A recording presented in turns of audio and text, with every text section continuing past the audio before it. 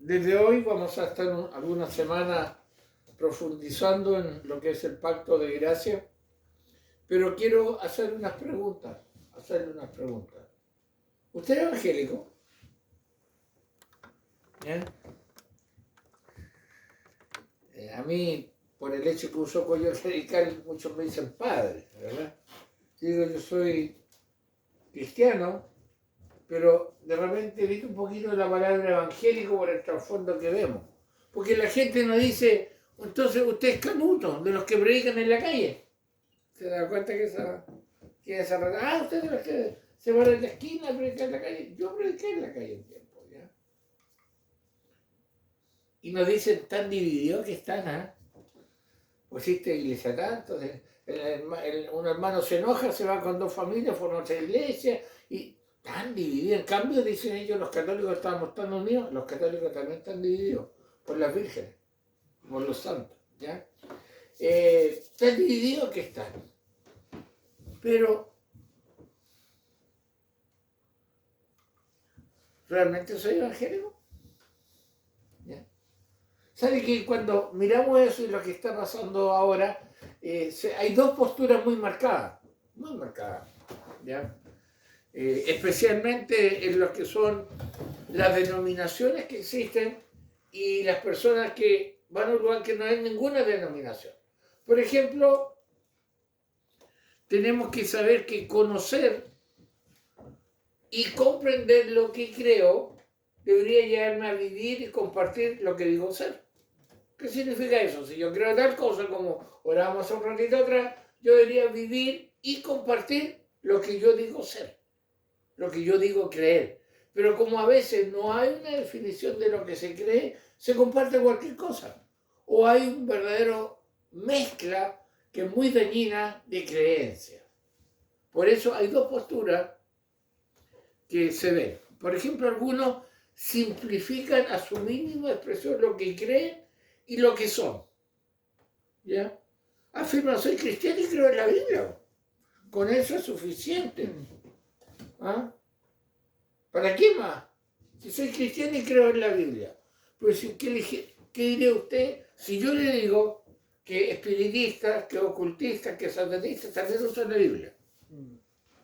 Y dice la Biblia que los demonios creen y tiemblan, pero no se arrepienten. Hermano, esta postura de simplificar lo que se cree es peligrosa. La otra vez me compartieron lo siguiente, miren. Escuchen la siguiente declaración. ¿Ya? Nosotros nos identificamos como creyentes en el Dios de la Biblia e invitamos a estudiar la Biblia para conocer a su autor. En nosotros, en nuestra familia. Nuestra familia nos identificamos como creyentes en el Dios de la Biblia e invitamos a estudiar la Biblia para que conozcan al autor. ¿Ya? Así me argumentaron el hecho de ser reacio a congregarse en alguna iglesia formal. ¿Ya? Eso, bueno, podríamos analizar estas declaraciones y ver que tienen pro y contra, pero tienen más contras que pro, ¿verdad?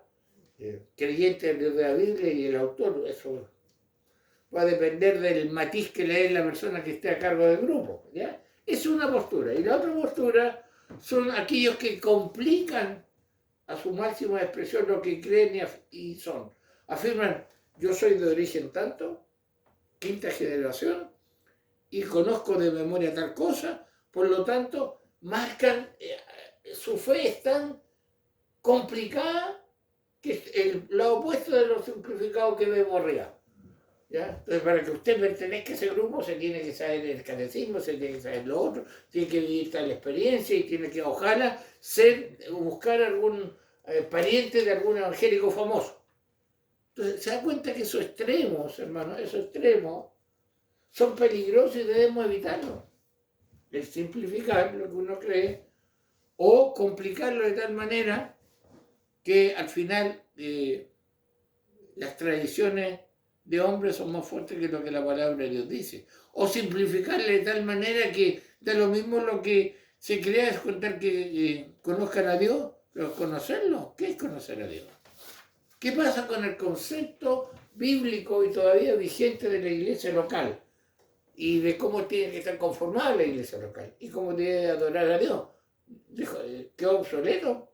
Algunos creen que volvieron a la época de las catacumbas y todo eso. Parece que muchos evangélicos, hermanos, que se parecen ¿se acuerda usted cuando quisieron refundar Chile? A tener las mismas, ¿ya? En vez de ver lo que la palabra de Dios dice.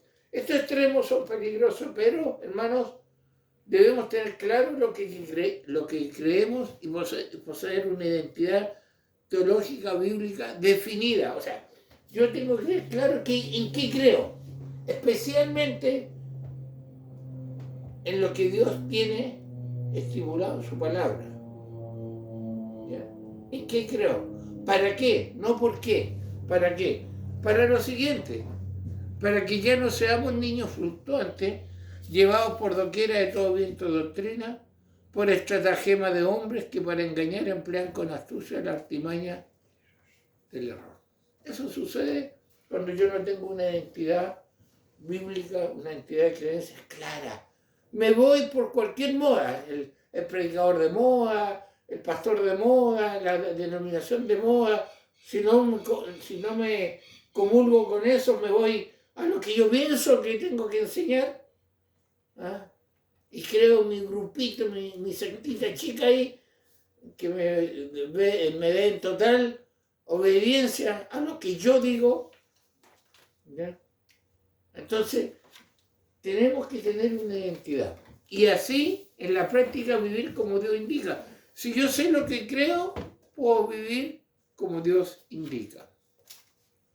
Recordemos, hermanos, que nosotros como iglesia, aunque somos una comunidad pequeñita, y honramos a Dios por eso, somos una iglesia con 4 patas de la mesa, con 4 características. Primero, reformada. ¿Qué significa eso?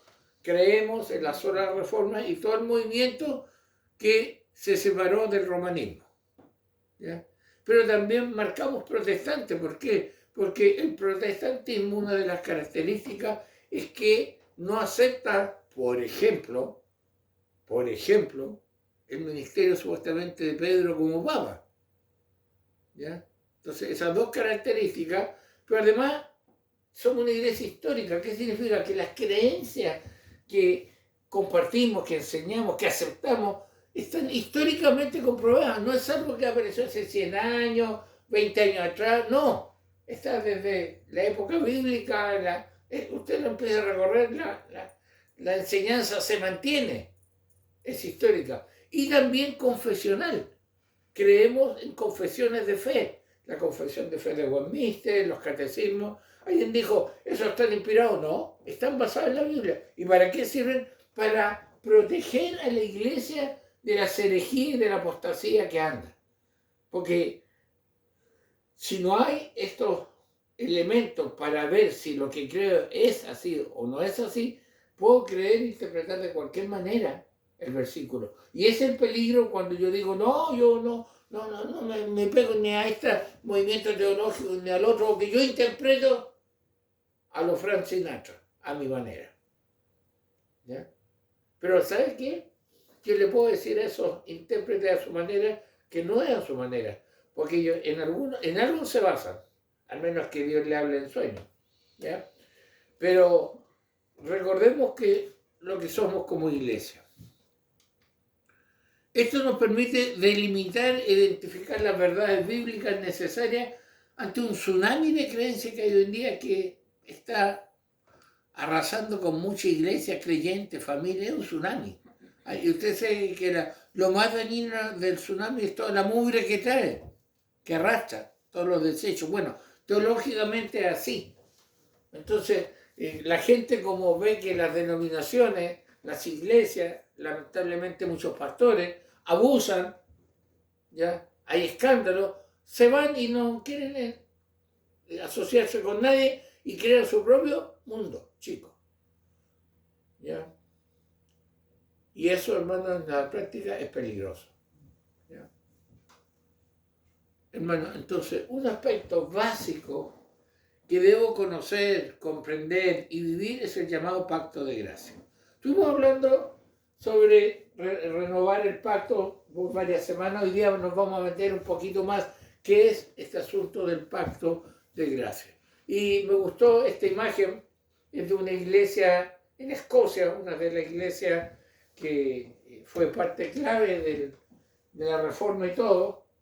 Y yo quiero que no olvidemos que nuestro desafío es poder abrir nuestro hogar para testificar de Cristo, pero tengo que conocer lo que creo, ¿ya? Porque a lo mejor en el hogar van a venir ex congregantes de, y van a traer una mezcla de creencias que si yo no tengo claro lo que creo, me voy a ir con ellos en el tsunami.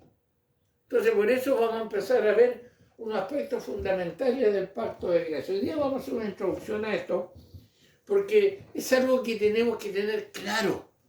Para nosotros como evangélicos, para muchos como evangélicos, la palabra pacto o teología del pacto es bastante desconocida. Por ahí como que por Abraham, la circuncisión, un arcoíris que aparece por otro lado, pero no está claro lo que es.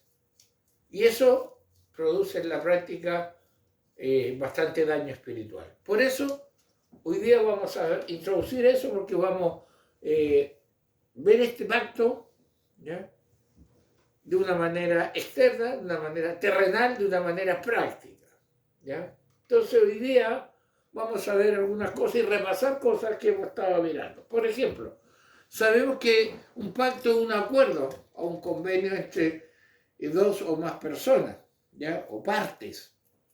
Ahora, en nuestra vida diaria siempre tenemos nosotros pactos o contratos o acuerdos. El contrato de trabajo o quizá los votos matrimoniales.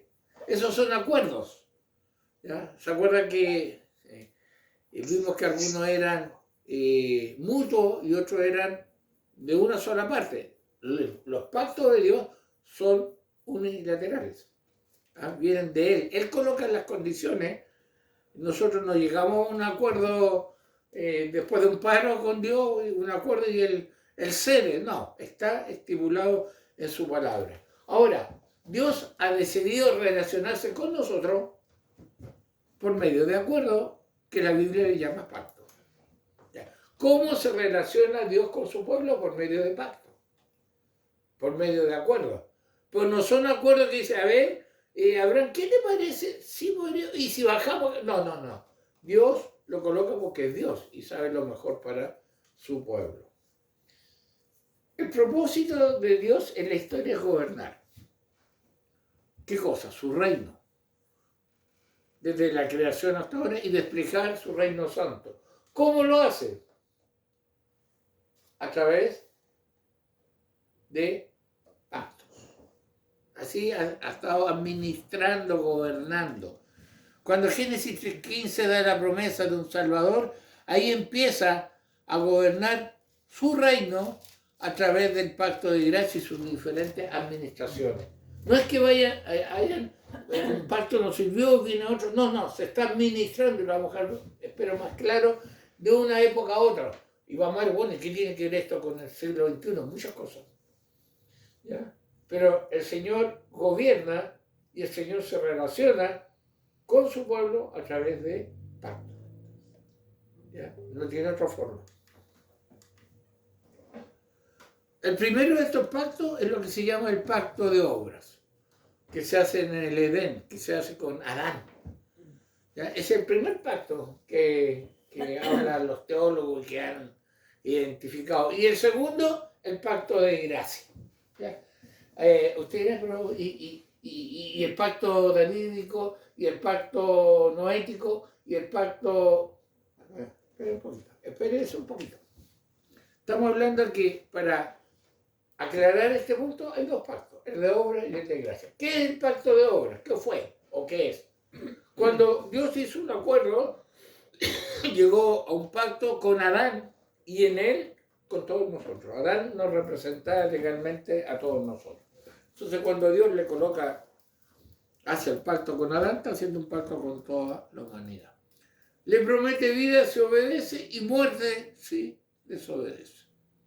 Sabemos la historia, Adán desobedeció, por lo tanto, entró la muerte, ¿ya?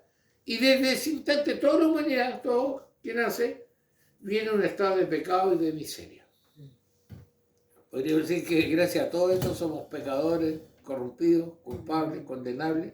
Somos contados como criminales y fugitivos ante Dios. Lo traicionamos.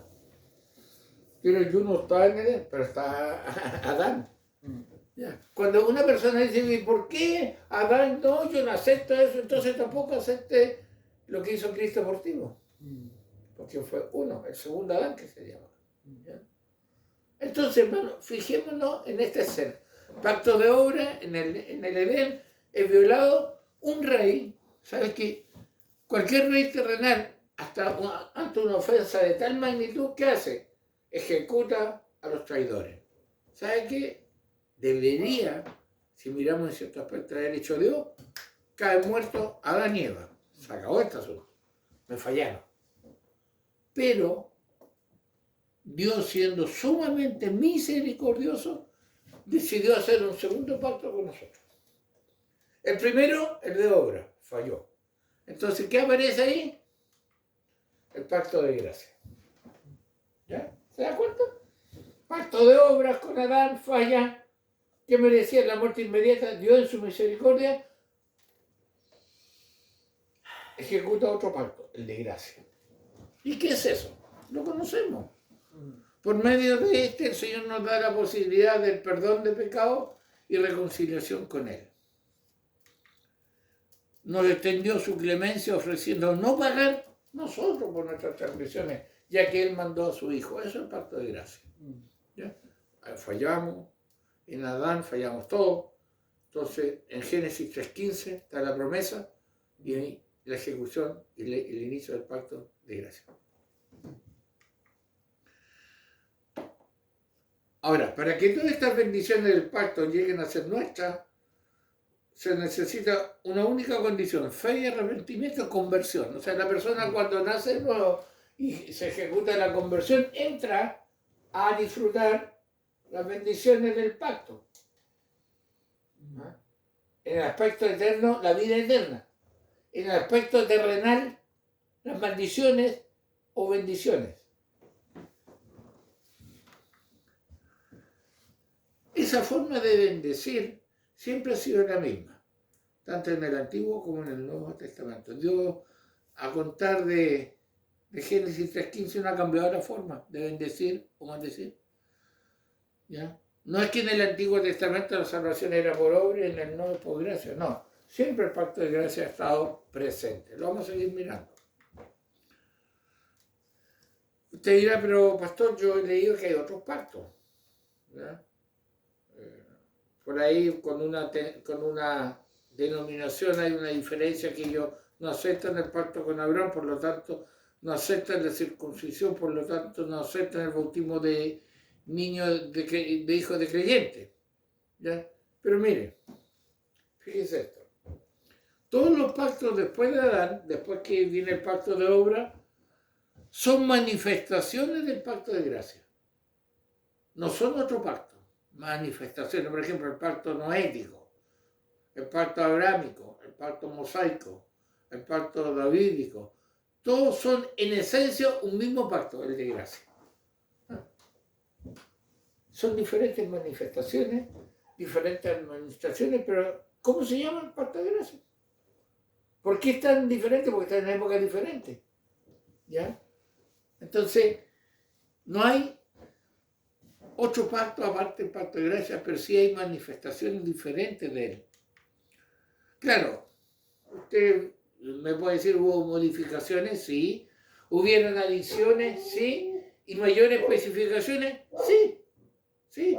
Mire, por ejemplo, escuche bien. A Noé no se le dio la promesa de una descendencia tan numerosa como la estrella, como sí le dijo a Abraham. Ahí hay un cambio.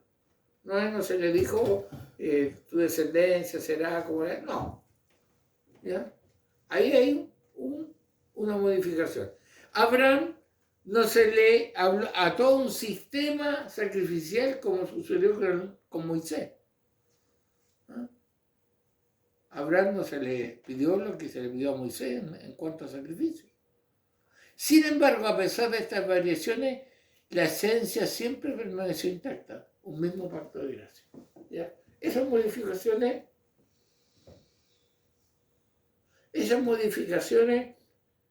no afectaron la esencia del pacto de gracia, ni los requisitos, ni tampoco las consecuencias de él. ¿Ya? El pacto es el mismo a pesar de las variaciones o diferentes administraciones según en la época que se aplica. Es el mismo. Por eso yo decía, esto no hace diferente porque hay un movimiento muy fuerte, que yo creo que 8 de 10 iglesias lo creen, que piensan en unas dispensaciones que Dios empieza de una forma, le fue mal, cerró, después empezó de otra, como que borrón y cuenta nueva. No, Dios mantiene el mismo pacto a pesar de las variaciones. Pero la pregunta está, ¿cómo el mismo, si hay variaciones, entonces ya no es el mismo? Va a estar en una contradicción acá. Ustedes me dicen que el mismo y hay variaciones, entonces no es el mismo. ¿Y qué me dice usted del nuevo pacto que dice Jesús? Tranquilo, vamos a llegar a eso, espero. ¿Cómo le explico esto de las variaciones? ¿Ya? O diferentes administraciones. ¿Ya? Sí, vamos a ir a Facebook. ¿Usted tiene celular? ¿Usted tiene Facebook? ¿Usa Facebook? ¿O cualquier otra aplicación, Instagram, no sé? Sí, ya, mire. Un hermano lo explicó muy bien así, escuche. Eso de las variaciones, dice, de hecho, eso sucede a veces con nuestras aplicaciones en nuestros teléfonos móviles. Yo uso Facebook y a veces mi celular indica que hay actualizaciones pendientes para dicha aplicación. ¿Se ha dado cuenta de eso? Viene una aplicación. Todos sabemos que esas actualizaciones no harán que mi aplicación de Facebook sea reemplazada por otra aplicación. No voy a encontrar en donde yo solía tener mi Facebook ahora una cuenta de Instagram. En realidad encontraré el mismo Facebook, pero con algunas mejorías o cambios. Pero el mismo Facebook, en la misma aplicación. ¿Le queda claro eso? ¿Le ha pasado a usted? ¿Ha tenido que apretar actualización o unilateralmente Facebook se actualiza? Ni le pregunto a usted. ¿Le cambiaron Facebook? No. Hicieron mejoras, hicieron cambios, ya, pero es el mismo. Bueno, con esa idea en la cabeza, pensemos que ha sido algo semejante de lo que estábamos hablando aquí de los pactos. Aquí el mismo pacto de gracia ha tenido, si aquí, así queremos verlo, diferentes actualizaciones. ¿Ya? Como queremos dar el ejemplo. ¿Ya? El mismo pacto de gracia. La última actualización que recibió fue la que realizó Jesús en su última cena con sus discípulos con las palabras, esto es mi sangre del nuevo pacto. La última actualización. Ese versículo donde dice, esta es mi sangre del nuevo pacto, lo tenemos en la Reina Valera 1960, pero me llama mucho la atención que en la Nueva Traducción Viviente, mire cómo dice este versículo. Ahí, Carmen, ¿encontraste en Mateo 26, 28? ¿Puedes leerlo fuerte, por favor? Porque esto es mi sangre del nuevo pacto, que por mucho es derramada para remisión de los pecados. Ya. Este es mi sangre del nuevo pacto. Entonces algunos dirán, entonces el otro quedó obsoleto. Espérense. Mire lo que dice el mismo versículo en Nueva Traducción Viviente. La voy a leer el 27 y el 28 para que vea el trasfondo. Y tomó en sus manos Jesús una copa de vino y dio gracias a Dios por ella. Está instituyendo el sacramento de Santa Cena. Se la dio a ella y dijo, cada uno de ustedes beba de la copa. 28. Porque esto es mi sangre, lo cual confirma el pacto entre Dios y su pueblo. Confirma el pacto entre Dios y su pueblo. Qué interesante, ¿eh? Entonces, no, por favor, no hay ejemplo. La última actualización es esta confirmación. En teología, por supuesto, no le llamamos actualizaciones, sino dispensaciones o, me gusta llamarle más, administraciones. Porque si hablamos de dispensaciones, creemos que estamos hablando del otro movimiento, ¿ya? Entonces, cuando Jesús habló de este pacto como nuevo, se refería a una nueva actualización o una nueva administración del mismo viejo pacto de gracia. Es el mismo, pero está confirmado, está, comillas, actualizado. Es decir, el nuevo pacto es una nueva administración. ¿Por qué? Hay un nuevo elemento que no tuvo en ninguna de las otras partes del pacto de gracia, Cristo mismo. ¿Ya? Entonces, eso tenemos que entender, hermano, que hay una unidad. ¿Ya? Pacto de obra, Adán falla, todos salimos fallados. Dios podría borrón y cuenta nueva, no, en su misericordia, pacto de gracia. El que tiene diferentes dispensaciones o diferentes administraciones. ¿Ya? Vemos una cosa interesante. Vemos una norma histórica cuando nosotros estamos mirando todo esto. ¿Cuál es? Que yo le decía que hay dos pactos. El pacto de obras con Adán y el pacto de gracia con Cristo, a través de la cual el Señor nos permite la vida eterna. ¿Ya? Esa es una norma histórica que vemos, pero también vemos un punto de vista de Dios. ¿Cuál es el punto de vista de Dios? ¿Sabe que cuando usted estudia el dispensacionalismo y que le cuentan que Dios fracasó y tuvo que plan B, plan C, plan D, porque son 7 planes que tiene, ya 7 épocas, ¿ya? Y de repente hay como, no sé cómo le podría llamar, como un pesimismo. ¿Ya? En cambio, al ver que Dios no ha cambiado, su pacto no ha cambiado, nos damos cuenta que es algo optimista. Dios está extendiendo su reino a través del Evangelio en diferentes épocas. ¿Ya? Y lo más importante, quizás, o lo más interesante, que vemos un propósito de Dios. ¿Cuál es el propósito de Dios? Hay un propósito unido de redención. Dios no tiene un plan para Israel y un plan para la iglesia. La iglesia no es un paréntesis en el plan de Dios, eso es una apostasía, hermano, eso es una herejía, discúlpeme. Es lo mismo, Dios siempre ha tenido el mismo plan, va avanzando, hermano, y lo vamos a ver. ¿Ya? ¿Cómo va avanzando esto? Entonces, esta unidad del pacto, administrado de diferentes formas, es muy importante para mi vida como cristiano. Es muy importante. Yo sé que a lo mejor es un poquito difícil captar esto, ¿ya? Pero esto lo confirma de qué hecho, que las promesas y condiciones de este pacto no han variado desde Adán hasta Cristo, no han variado. No han variado, hermano. Ni las promesas ni las condiciones. Si tú obedeces tal cosa, si desobedeces tal cosa, se mantiene. Se sigue prometiendo lo mismo y se sigue requiriendo lo mismo. Ahora, acuérdense que han habido diferentes administraciones, actualizaciones, cambios, pero es el mismo en el fondo. Desde entonces hasta ahora Dios requirió fe y arrepentimiento. Eso siempre ha pedido Dios de todo eso. Y promete perdón y reconciliación. No ha cambiado esa cosa. ¿Ya? Y sabe, uno diría, pero ¿cómo puedo darnos cuenta de esta unidad?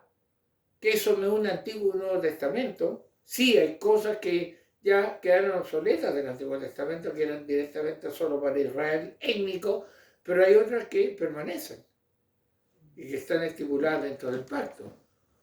La frase que como motivo unificador llaman por toda la Biblia y a lo largo de todas las dispensaciones, administraciones del pueblo de gracia es: yo seré tu Dios y tú serás mi pueblo.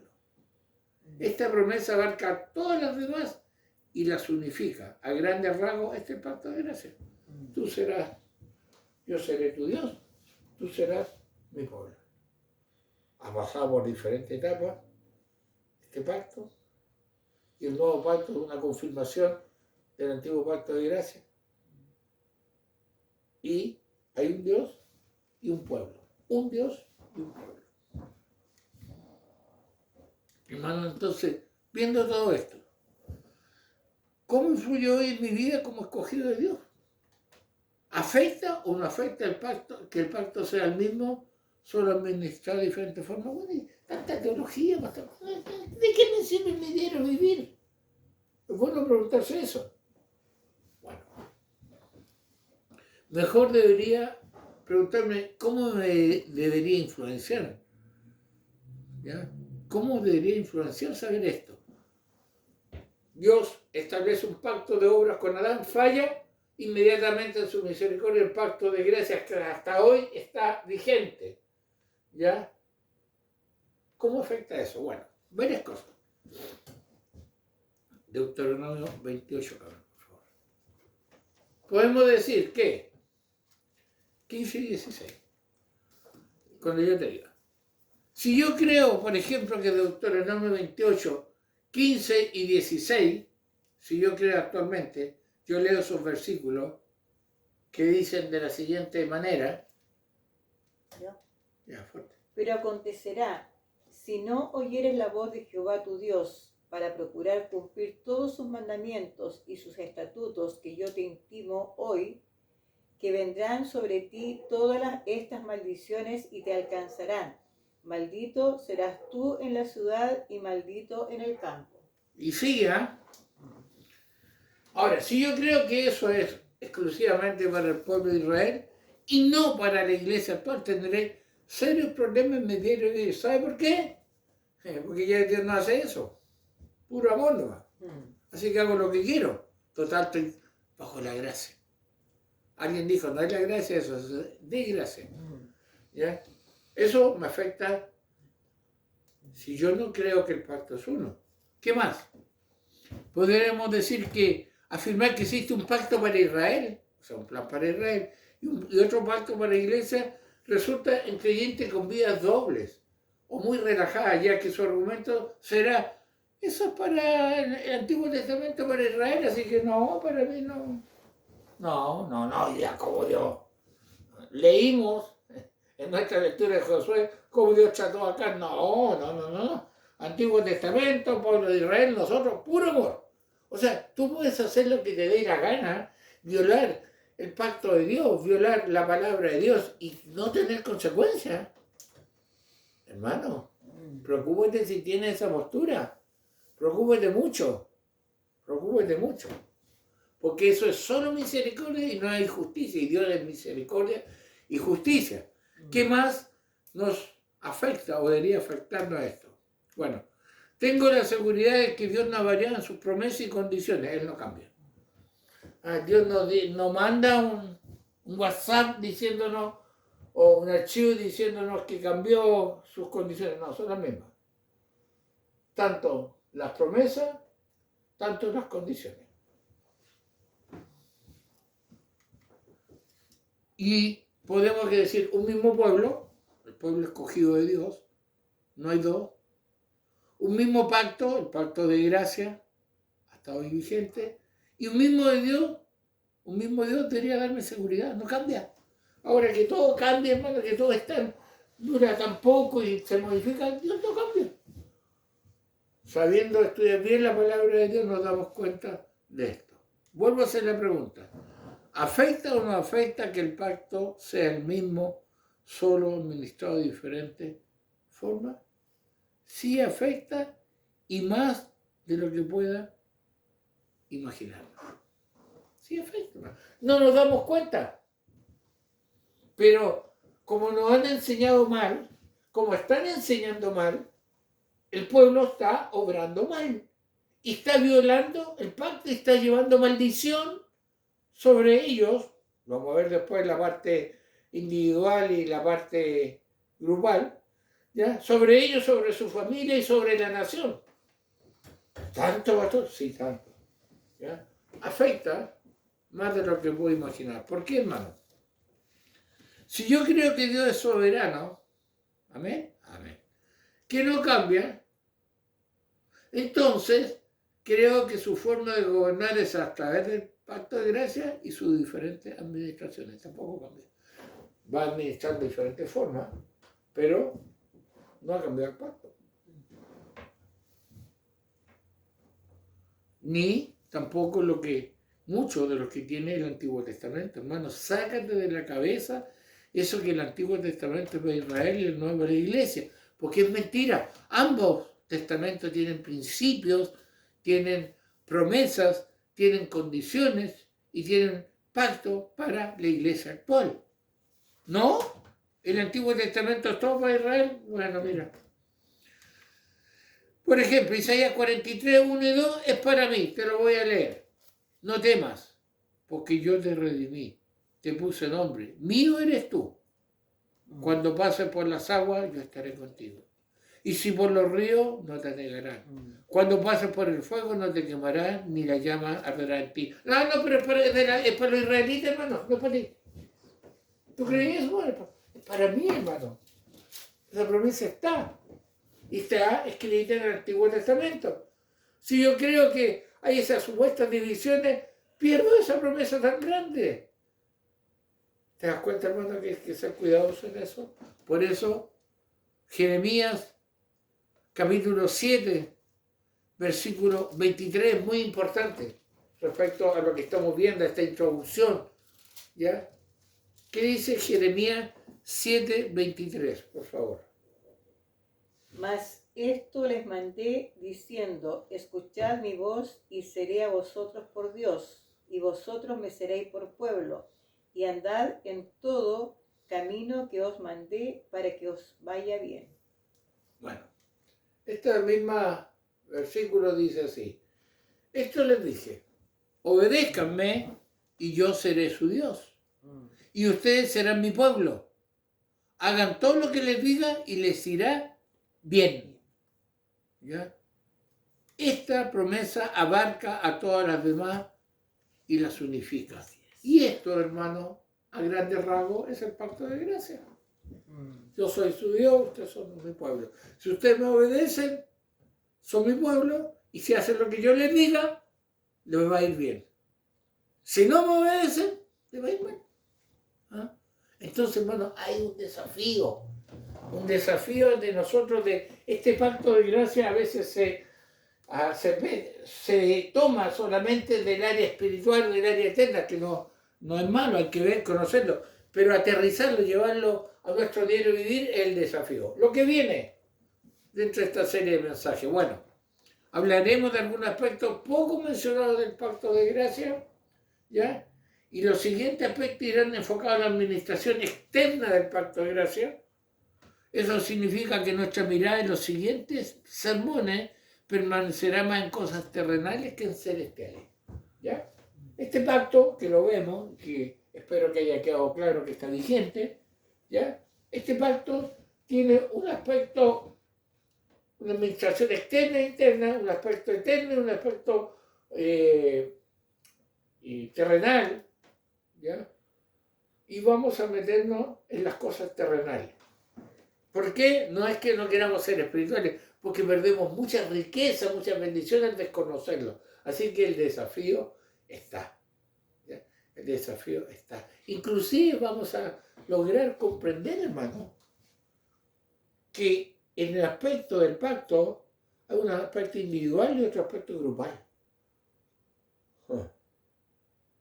Y hay cosas que Dios solamente trata grupalmente, o sea, con la iglesia. Y hay otras que trata individualmente. Entonces, todos esos desafíos están. Espero que no nos olvidemos de lo que vimos hoy día, ¿ya? Que no nos olvidemos del desafío que tenemos y de esa gran promesa, yo seré tu Dios y tú serás mi pueblo.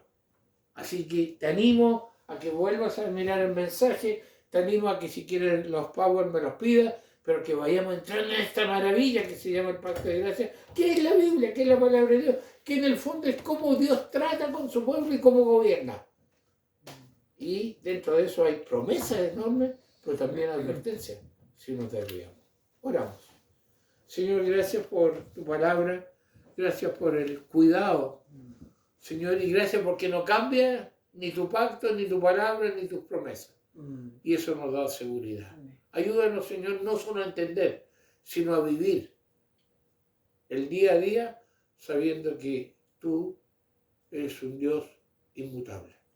Bendícenos, Señor, bendice a quienes escucharon tu palabra y gracias por la libertad que tenemos. En el nombre de Jesús. Amén.